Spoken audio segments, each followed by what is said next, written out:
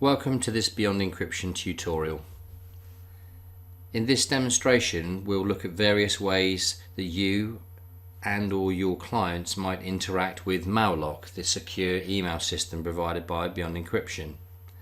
You might do so at a desktop level, similar to that we can see on the screen now, namely the Microsoft Outlook desktop mail client, or you may choose to do so via a mobile device or simply via a web browser. And of course, we have tried to remain agnostic of the email system that you're using on your mobile devices themselves. You can see here the Outlook mail application, whilst we'll be looking today at the Gmail application, which is now on screen.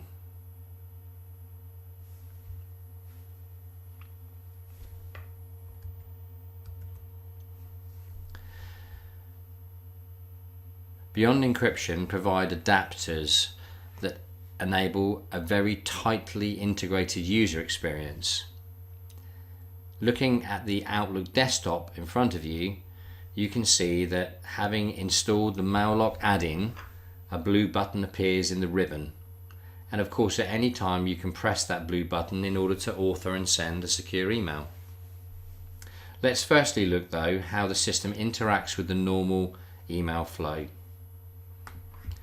In pressing new email, I'm now into the normal authoring process, and in my particular instance I'm sending from an email address of a user called Becky Lowe, bex@beyenc.com.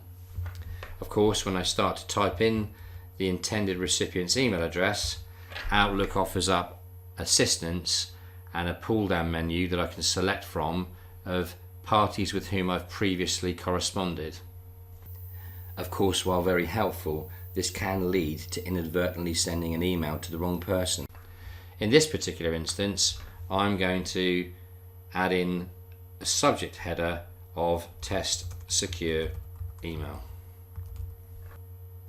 In typing in content into my email, by way of example, be sending an investment statement or perhaps mortgage information, sensitive medical details, or possibly sending bank details against which I'm asking my target recipient to make payment. One of the largest areas of fraud associated with email revolves around cyber criminals intercepting normal unsecure email content and changing it with a view to them becoming the beneficiaries of any such payments. In the US during 2018, losses of this nature were identified by the FBI to exceed $12 billion. At any time during the interaction with the system, it's possible to consciously select and toggle the Mailock button to secure blue. For the purposes of demonstration, however, I'm going to leave it in its normal rest unsecure state to just show some other facilities that we've built into the system. Having pressed send, the add-in is now parsing, scanning the content of the body text and comparing the words in that body text with a library configured by the sending organization. i.e., it's possible for the administrator of the sending company to help provide a pertinent nudge when certain subject matter arises within the body text of the message. Of course, this helps in addressing GDPR training requirements and education in order to help users understand the sensitivity of information that they might otherwise send in an unsecure manner, much like sending an open postcard with sensitive information in the traditional postal system. I can obviously elect to send this unsecurely at any time, or in my case, decide to send the message securely. The email address associated with the target recipient, as is shown on screen, is securemyemail2@gmail.com, and it's someone with whom I've previously corresponded and is therefore part of my trusted secure community. The first time I emailed that particular individual, I would have been required to challenge their identity to verify that they were indeed the intended recipient. This now becomes an option which I can exercise at any point, whilst of course when someone is part of a secure community, one can simply send the message and it will be fully encrypted end to end. Let's add a challenge in here.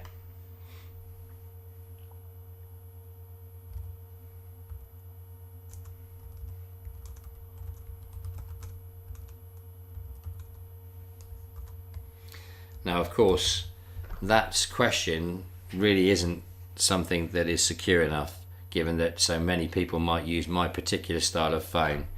So I would really want to choose a challenge that's pertinent and unique, known to me as the sender and the recipient only.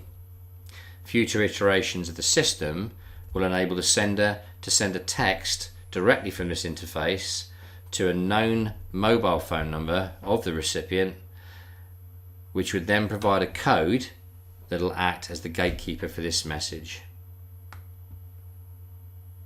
When I press send, the add-in takes on the process of forwarding the encrypted content, which we'll see appear in my Gmail client any moment now.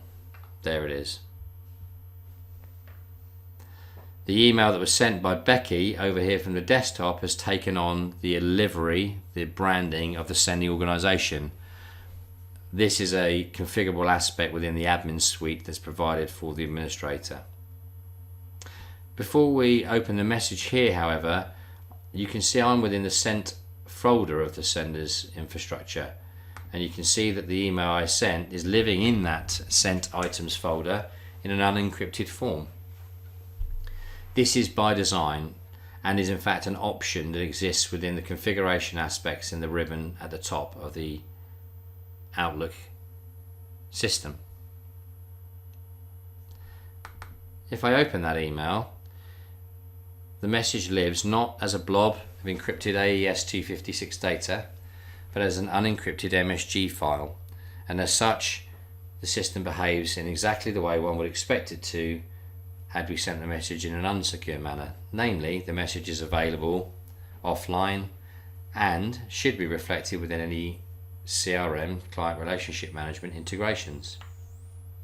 However, the blue button that persists affords certain luxuries to the user and starts to surface some of the very rich data that can be made available through integrations and APIs and web services if someone chooses to automate the entire process that we're focusing on here. To emphasize, everything we can see being demonstrated can be utilized in an automated function for high volume automated communications. Functions like the ability to absolutely revoke access to this message and the ability to see whether the target recipient here on the mobile phone has attempted to answer the question but not satisfied the sender's challenge. Naturally, if this happens, we would want the behavior of the system to be such that the message would automatically be revoked. Let's just try that now. On my mobile phone, I have already installed the Mailock mobile application. That's not a prerequisite. The system requires no install of any description for a target recipient, but of course it's possible for us to be much more integrated if the applications are installed. In clicking read my message, that's immediately associated with the application, and of course now we're being challenged for that password. I'm going to deliberately now get that wrong. In fact, I'm going to get it wrong on a number of occasions, and as you can see here, after a preset number of attempts, the system will automatically revoke access, i.e. it will work on the assumption that you were unable to satisfy yourself that the correct party was accessing the message. Let's go back to the desktop now and look at that information. We can see there were 5 failed attempts. We can also see the message has been revoked. Indeed, in my inbox, something else has arrived in the meantime. Let's go and take a look at that, but firstly, let's just re-allow access to that message while we're here. I'm going to now move back across into my inbox, And as you saw a moment ago, I've received a message as the sender to tell me my recipient was unable to adequately identify themselves to me, and as such the message was revoked on my behalf. As you saw before, I've subsequently allowed access.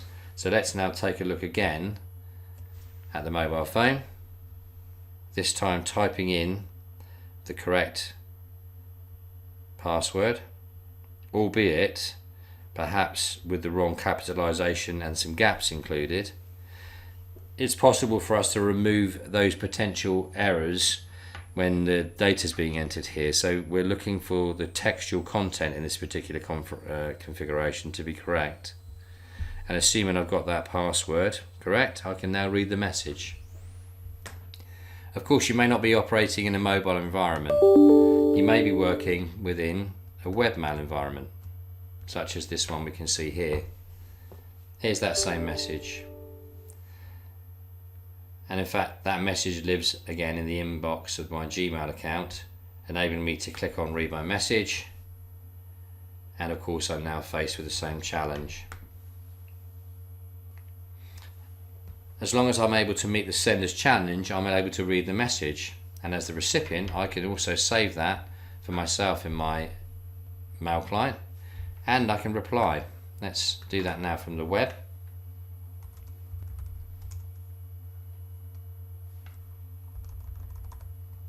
Of course, any reply is also secure and can include attachments.